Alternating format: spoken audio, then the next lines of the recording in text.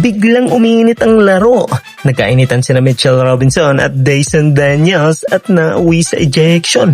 Sa laban ng Knicks versus Hawks, nagsimula ang tensyon nang may tumamang sikos sa tagiliran ni Robinson habang nagre-rebound. Dito na sumabog ang emosyon.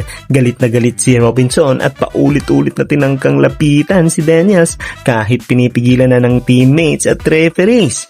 Nagkagulo sa court, nagtulakan, naghawakan at muntik nang lumala ang sitwasyon. Buti na lang may mga players na umawat, lalo na si Onyeka Okongwu na tumulong para pakalmahin ang lahat. Pagkatapos ng review, nagdesisyon ang officiating crew na parehong may kasalanan.